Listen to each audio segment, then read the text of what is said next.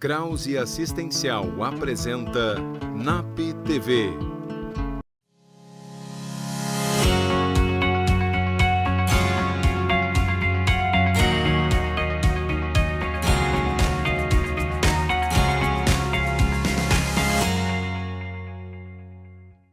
Olá! Hoje no nosso bate-papo falaremos sobre ansiedade. O Brasil é considerado pela ONU o país mais ansioso do mundo. São 9,3% das pessoas sofrendo desse mal. É muita ansiedade, né, Gurias? Realmente. Eu acho que a ansiedade hoje a gente poderia dizer que é o futuro do mal do século, né? Eu acho que uma das grandes questões que as pessoas estão vivendo e convivendo é poder administrar o seu tempo e as condições relacionadas à ansiedade. E a ansiedade eu acho que tem uma relevância muito importante no meio hoje, porque são vários atributos, né? Tanto do medo, da condição do desconhecido. Eu acho que a condição também de se organizar e as várias tarefas, e as pessoas não estão vivendo no que está no presente e se projeta mais no que vem as atividades a seguir. E eu acho que dessas são as questões que hoje precisaria mais atenção, vocês não acham? Eu acho até a própria questão de conseguir lidar com a mudança.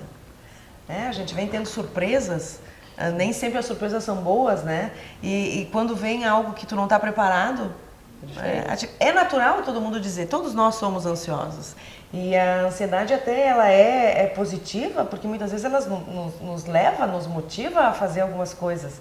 Mas o que é que está acontecendo, e esse é o ponto que a gente está trazendo hoje, é quando essa ansiedade acaba nos afetando gravemente até a nível de estresse. Muito bem, eu acho que isso é o que eu traria, assim. Eu acho que é um limite que a pessoa se coloca, né, do que isso, porque tu traz. É normal, ele é bom porque nos impulsiona.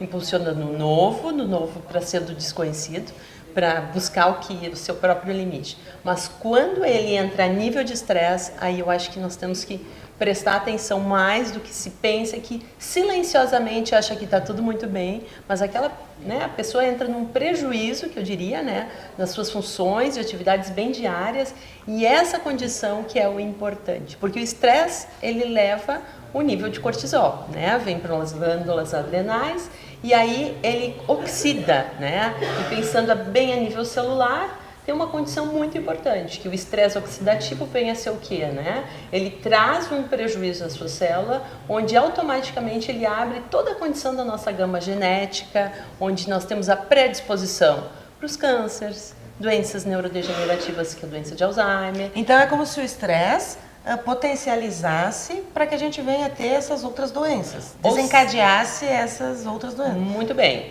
ou seja, o estresse normal, ele é bom, administrado, onde nós todos conseguimos lidar com isso e somos saudáveis, buscamos a condição de cuidar da saúde, mas quando ele há um excesso, e tudo que é o desequilíbrio, o excesso, sabemos, a nível psíquico, o corpo começa a entrar em sofrimento, né? Pensando a nível bem biológico, e a nível celular, essa condição de estresse oxidativo, porque o nosso cérebro ele produz algo que dispara lá e foi em excesso, e o nível de cortisol relacionado à adrenalina, né? Aquela glândula adrenal, e busca uma condição que emite, né, questões muito importantes bem a nível celular, que isso começa a oxidar essa célula. E aí sim, ele começa a proliferar e dar sinais, ele começa a dar indícios, e isso a gente sabe que ao longo de meses, semestres, anos, ele começa a dar, e até mesmo uma condição bem inesperada a nível bem patológico, né? Adoecendo.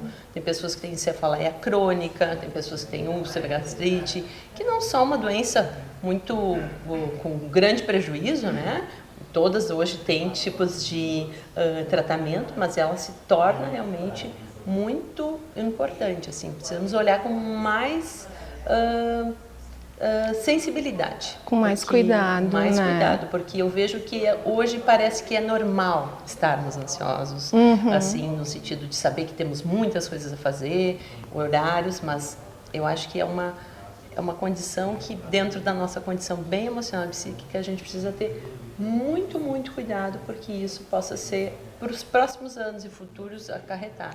É que, na realidade, a ansiedade que nem já foi falado, um pouco de ansiedade, ela é normal, é considerada normal, até certo ponto é saudável, porque nos estimula a fazer melhor aquilo que a gente precisa fazer, mas quando a quantidade, né, da ansiedade e a frequência de ansiedade passa a ser grande, frequente demais, e isso pode vir a prejudicar as atividades diárias das pessoas, aí que precisa, assim, por isso que a gente já tem que cuidar os sinais desde o início, que eles começam a se manifestar, que pode ser desde uma tristeza, né? Um choro sem motivo aparente, às vezes até fisicamente, né? Tem uma irritação no estômago, desconforto no estômago, às vezes até náuseas. Então a gente tem que observar muito os sinais, a baixa estima também, né? A pessoa começa a ficar com vários sinais e quando isso começa a impedir muito medo, né? Muitas preocupações, porque a ansiedade é a pessoa sempre estar no futuro, sempre prevendo o que vai acontecer e, infelizmente, fazendo os quadros piores possíveis, né? Então, esse cuidado que precisa ter desde o início para que não se instaure, então, um transtorno de ansiedade generalizada e venha até mesmo causar uma depressão, né? É que muitas vezes acaba acontecendo só no momento que a pessoa tem uma crise de ansiedade, né? E isso por vezes, como tu estava falando, Sheila, é limitador, porque tu vai te limitar e não vai conseguir fazer alguma coisa. Por exemplo, tu pode entrar num nível de estresse e ansiedade tão grande que tu não vai conseguir sair do lugar que tu tá. Falta até a respiração. Geralmente se fala, né, que quando a pessoa não consegue ir até o fim da respiração, né, fazer aquele até o final, né? E parece que tranca. Esse é um sinal clássico, físico, de uma pessoa ansiosa. Né? Ela não consegue terminar a respiração de tão ansiosa que está. E a gente não dá muita bola, né, para a respiração. A gente quase não observa e o quanto ela nos ajuda. Por que a gente diz, respira fundo e vai? Porque realmente, como dizia a Dani, o quanto a ansiedade pode afetar nossas células. Então imagina, nós somos um complexo único, né? Mente e corpo todo junto. Então o que acontece? Afeta o corpo também. Então a gente aprendendo a se conhecer, começa também a perceber os sinais. Eu não estou conseguindo nem respirar, eu não tenho nada nos pulmões, eu não estou com nenhum problema. O que é essa ansiedade? Eu estou tão ansioso que eu não consigo nem respirar. É isso aí. Então são alguns sinais que começam a aparecer e tu começa a perceber que se tu não dá bola para isso, aí pode chegar numa coisa mais grave, que é um transtorno de ansiedade, uma síndrome do pânico, uma fobia, né? Isso tudo pode ser desencadeado pela ansiedade. Através da ansiedade. Né? E é interessante porque hoje, como a Dani estava falando, a gente está cada vez com uma rotina mais atribulada, são muitas coisas e a gente está muito para fora. Né? O movimento que está sendo feito é para fora, é conhecimento, é comparação, que é uma exigência muito grande que está existindo, né? Que eu tenho que ser o melhor no meu trabalho, que eu tenho que ser a melhor esposa, a melhor mãe, e é uma demanda muito grande social. E são muitas exigências, mas é cada vez esse movimento mais para fora. E a gente esquece de se voltar para dentro, de se interiorizar, de se perceber como é que eu tô, como é que está a minha agitação, né? E eu acho que o importante que tu traz, eu acho perfeito assim o que vocês buscam desse contexto, que é a condição do que a ansiedade traz, né? A esquiva, né? E muito relacionado ao medo. Quando a gente pensa, nós somos seres sociais, desde que nascemos, a gente precisa do outro para ser olhado, para ser amado, compartilhar a vida. Eu acredito isso. E com esse contexto, a ansiedade impede. E tem um dano, mesmo com a Andréia traz, onde a pessoa não consegue nem propriamente respirar. E essa é a sintomatologia, assim, se tu pensar, é o sintoma que está, e aí ultrapassa e às vezes prevalece mais o medo. E aquela pessoa acha que possa ter alguma questão na respiração, pode ter uma coisa relacionada ao coração. E aí cria-se várias questões e impede realmente a nível social, com um prejuízo muito grande no seu trabalho, não conseguindo mais lidar com as suas coisas, às vezes impedindo até de sair de casa, que olha o grande dano e prejuízo. Hoje a ansiedade, ela tem tratamento, uma equipe multidisciplinar, como nós acreditamos, né, de poder lidar com várias questões, investigação, podendo entender o que está ocorrendo E aí sim poder fazer um bom diagnóstico, poder entender o que está ocorrendo, com uma boa condição de acessar suas emoções e lidar com essa ansiedade com uma condição mais natural. Faz parte, que nem antes dizia, muitos anos a gente vai levando, né? Porque faz parte da vida. Mas chega um estopim, um limite onde algum evento estressor, alguma situação de sua vida, às vezes muito relacionada à morte de entes queridos, né? Que são situações nunca se passou. Os ou gatilhos, situações, né? De uma demissão, né? Uma pessoa que está muitos anos numa empresa. E essa é uma condição que é tão estressora que não dá conta, é como se levar um baque. E aí a condição a nível psíquico, né? A pessoa entra numa busca de dúvidas e medo do que vai ocorrer, como eu vou gerir minha vida, e a partir disso paralisa. E aí que nós temos que prestar muita atenção e poder lidar com isso. Vir buscar, né, uma ajuda, um apoio, porque é possível, né? Isso vem por um evento, né? Como tu falaste, né? Uma demissão, uma perda, seja o que for, que foi um evento que está claro que te causou ansiedade. Mas também é preocupante quando essa ansiedade vem como um sintoma e tu não sabe de onde que ela está vindo. Tu não consegue identificar. Uma coisa é eu estou ansioso, fiquei ansiosa, tive uma crise de ansiedade porque perdi o emprego.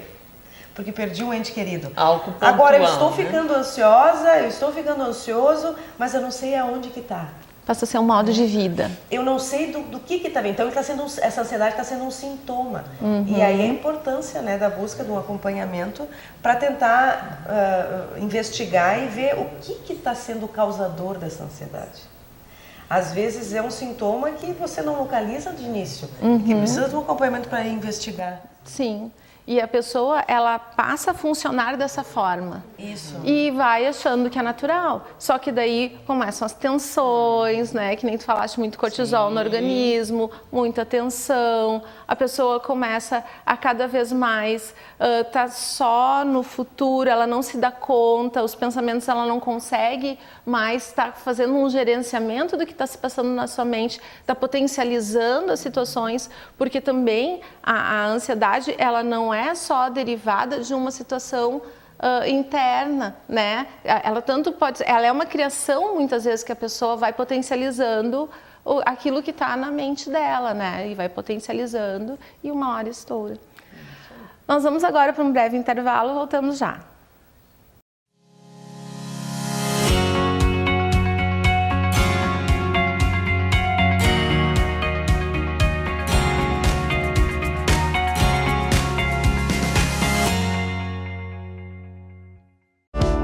Exatos, uma empresa com os olhos voltados para o futuro, onde solidez e inovação caminham lado a lado, oferecendo através dos serviços contábeis os instrumentos necessários para a administração e a tomada de decisões estratégicas. Em constante evolução, com agilidade, transparência e respeito ao cliente, a Exatos atua em um amplo portfólio de serviços de gestão, formada por profissionais com vasta experiência nas áreas empresarial, contábil, fiscal, tributária e trabalhista. É comprometida com a ética e a evolução do seu negócio e motivada pela excelência. Engajada em diversos programas de qualidade, a Exatos mantém como filosofia a parceria no dia a dia com as empresas, não se restringindo apenas a cumprir burocraticamente os trâmites da contabilidade convencional, mas sim buscar a atualização constante e os melhores métodos para o crescimento eficiente e econômico dos seus clientes. Através de ações estratégicas de mercado, a Exatos passou a ampliar a sua estrutura, atendendo atualmente a empresas de várias cidades. Além disso, implementa diariamente práticas sustentáveis no seu dia a dia, gerando benefícios que vão além da conscientização e da preservação do meio ambiente. Com uma equipe unida e determinada, a Exatos desenvolve e realiza diversas ações socioambientais que beneficiam a comunidade onde está inserida. Conheça a Exatos e saiba tudo o que ela pode fazer por sua empresa.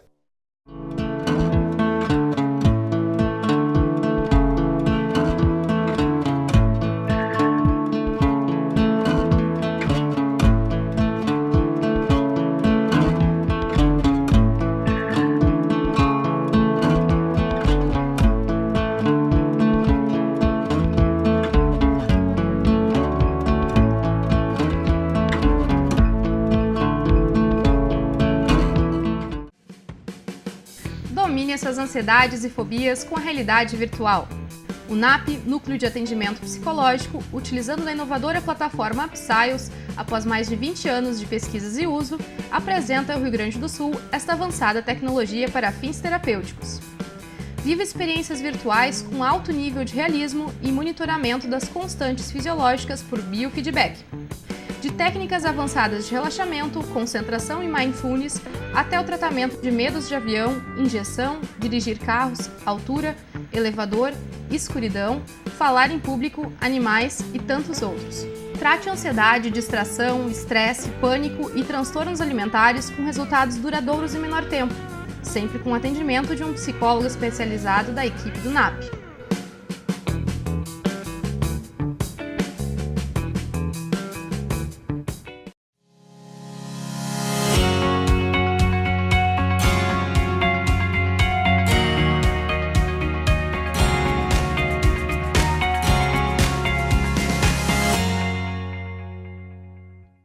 O Setembro Amarelo é uma campanha brasileira de prevenção ao suicídio, iniciada em 2015.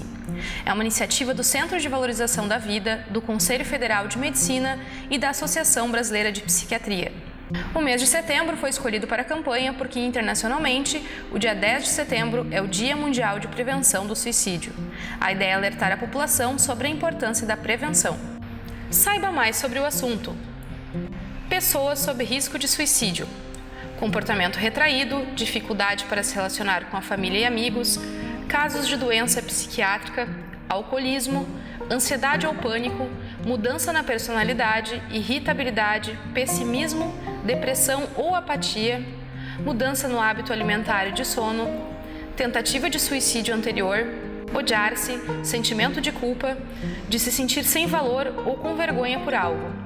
Perda recente importante, morte, divórcio, separação, história familiar de suicídio, desejo súbito de concluir os afazeres pessoais, organizar documentos, escrever um testamento, etc. Sentimentos de solidão, impotência e desesperança. Carta de despedida, doença física crônica, limitante ou dolorosa. Falar repentinamente em morte ou suicídio.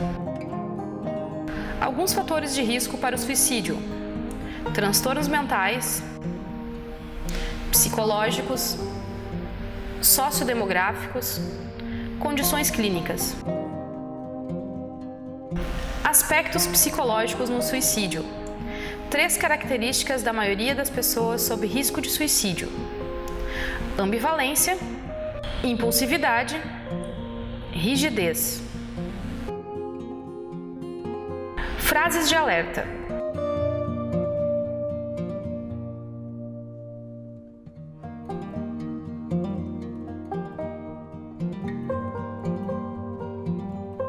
Sentimentos a serem observados. 4D. Depressão, desesperança, desamparo e desespero. Ideias sobre suicídio que levam ao erro.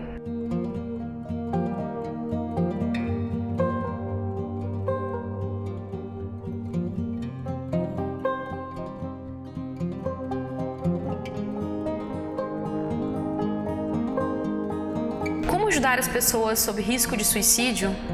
Uma abordagem calma, aberta, de aceitação e de não julgamento é fundamental para facilitar a comunicação.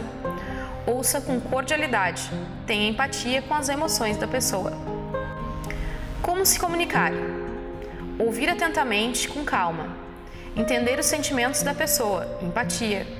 Aceitar a queixa da pessoa e ter respeito por seu sofrimento. Expressar respeito pelas opiniões e pelos valores da pessoa. Mostrar preocupação, cuidado e afeto. Dê atenção para as pessoas que estão à sua volta. Uma questão bem importante para a gente colocar também referente à ansiedade é a ansiedade das nossas crianças, né? As crianças estão cada vez mais ansiosas, elas estão sendo submetidas a muitos estímulos, né? Muitos eletrônicos, televisão, videogame, celular, né? Até a agenda quase maior do que um adulto, né? Exatamente. Os horários chegam a ultrapassar, né? Exatamente. A condição dela poder lidar com tudo. Isso. Muitas atividades, muitas cobranças, né? Hoje as crianças, elas têm, os pais às vezes exercem, né, um grau de exigência muito grande nessas crianças e muitas vezes elas não dão conta. E elas começam, sim, a ter sintomas de ansiedade, elas começam a ter o choro, elas começam a sentir muito medo das questões, das coisas que estão acontecendo, muita preocupação. A ansiedade, ela já é um fator da infância, muito presente na infância. É uma questão, a gente diria assim, até um pouco natural. Por quê? Porque são muitas novidades, né? São muitas questões novas na infância. Então, cada novidade sempre exige uma expectativa, existe uma expectativa por parte dessa criança. Então, até um certo ponto, essa ansiedade é normal, mas é necessário uma observação muito grande dos pais, né? Uma observação de como está esse comportamento e até onde a ansiedade que essa criança está apresentando, ela é normal, ela é saudável ou ela já está virando patológica, né? As crianças muitas vezes não conseguem se fixar numa brincadeira, né? Elas ficam pulando de brincadeira em brincadeira porque elas já, aquilo ali já não satisfaz, elas acham que tudo tem que ser instantâneo, né? Pelos brinquedos de hoje, né? Se pensar as infâncias do passado para hoje, né? Se criava mais, hoje a criança tem mais o pronto, né? É quase que ela não é tão criança, né?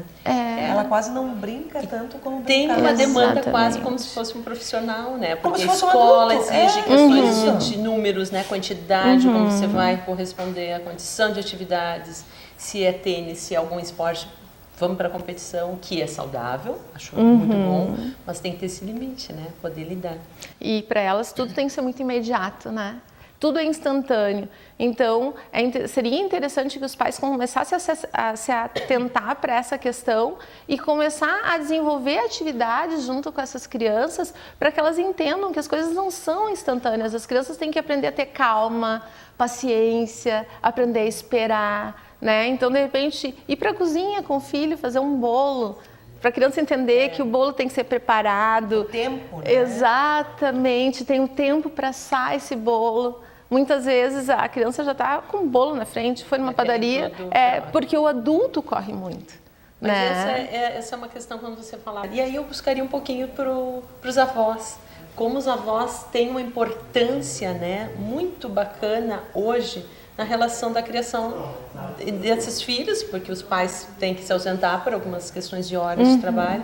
E é uma troca muito bacana, né, porque os avós eles conseguem lidar com o tempo deles, e essa criança está trazendo coisas, mas reforçar que ele pode, que ele é capaz, que ele vai dar conta, e isso vai acomodando, né, e podendo ter essas sutilezas de poder, talvez, esse filho dizer: olha, mãe, eu acho que está um pouquinho demais, ou eu não quero mais tal esporte, ou eu tenho medo de tal coisa, e do que vem. E eu acho que essa interação é muito interessante. Eu acho que o contexto familiar, independente dele como for, é poder trazer essa condição de segurança para essa Ouvir, família. né?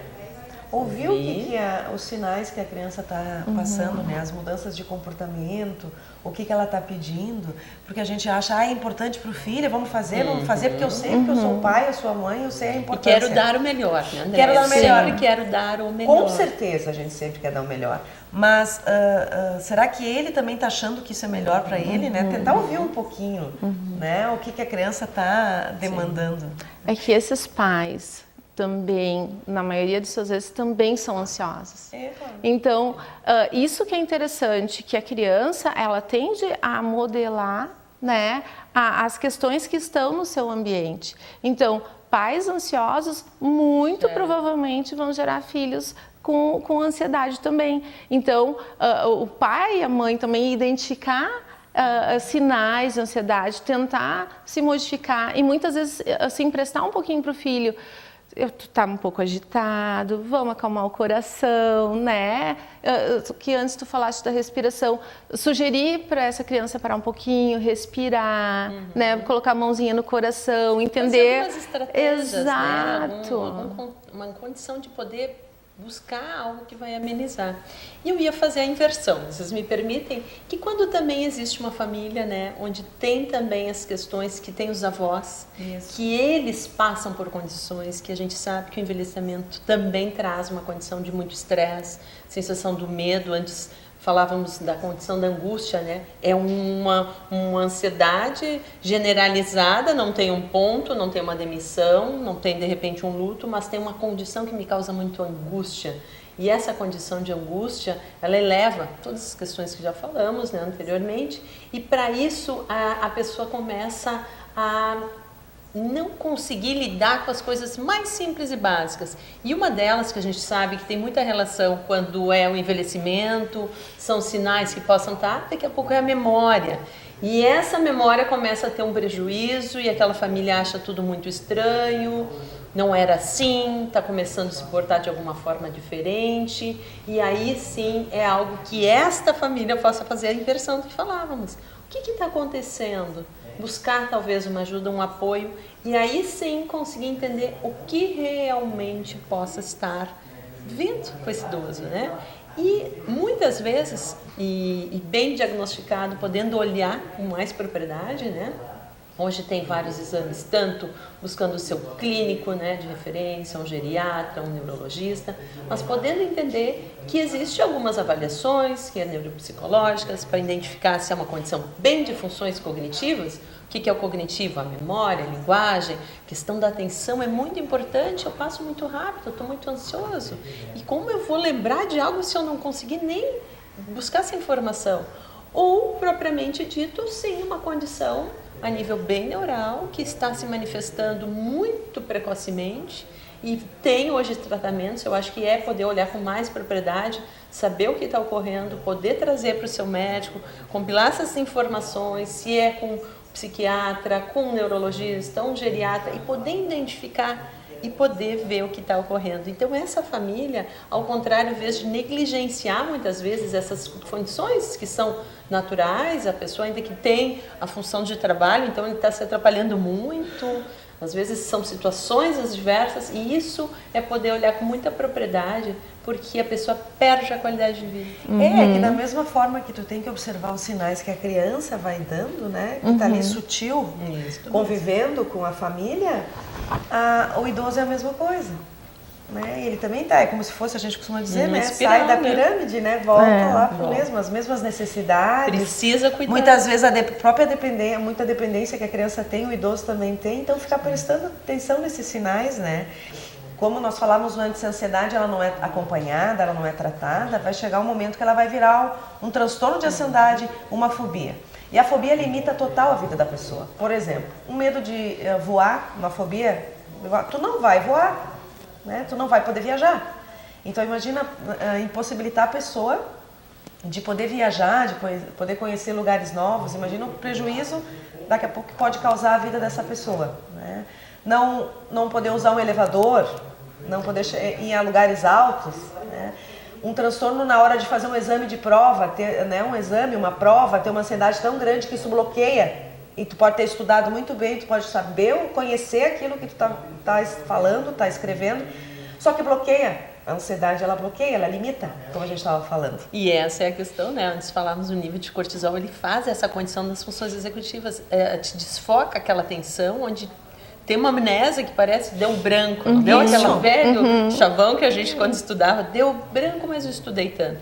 Está ali, o aprendizado aconteceu todo o processo, estudou, se dedicou, pensa para vestibulares, a pessoa às vezes passa ano buscando, só que essa é a condição que se depara com uma condição estressora, que tem um receio que não vou conseguir, porque o medo está ali, ele é normal, o medo nos leva a impulsionar, a buscar, a ser perseverante, mas no momento que ele se coloca num limite a mais, ele traz como tu busca, né? Uma condição de transtorno, né? E aí você fica. Você falava antes também, que eu acho importante, o medo de falar em público, né? De poder lidar um profissional que às vezes vai exigir uma condição e que não que ele precise somente, mas são questões unilaterais às vezes que precisa por uma condição profissional. E isso impede muito. E a gente sabe, né, que a realidade virtual, ele traz essa condição de poder ser inserido nesse contexto, né, Andréia? Para poder entender mais ou menos, né, na realidade virtual, através do óculos 3D, que possibilita você te sentir dentro do ambiente, o que vai acontecer? Da mesma forma que é afetado fisicamente, né, o cortisol, a célula, né, nós vamos também, através da realidade virtual, enganar o cérebro de uma forma que a pessoa vai estar no local, vai saber que está protegida, porque ela sabe que está dentro do consultório, mas ela está no ambiente virtual, causador do medo e da fobia. Só que aí ela sabe que ela está num lugar seguro e ela vai mandar uma informação para o cérebro de que ela tem condições de lidar com aquilo. Por quê? No momento que o nível de ansiedade aumenta, e isso é controlado por biofeedback, com todo o método para trabalhar com a realidade virtual, o que vai acontecer? Você vai poder acalmar a pessoa naquele ambiente. Então, qual que vai ser a mensagem que vai ser mandada para o cérebro? Tu é capaz de te tranquilizar neste ambiente. Então, pessoal, hoje o nosso programa está encerrando.